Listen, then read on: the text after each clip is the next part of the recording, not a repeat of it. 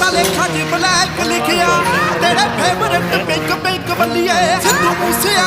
ਵਾਲਾ ਨਾਮ ਸੁਣੀਦਾ ਮਾਮੇ ਕੇ ਨਾਲ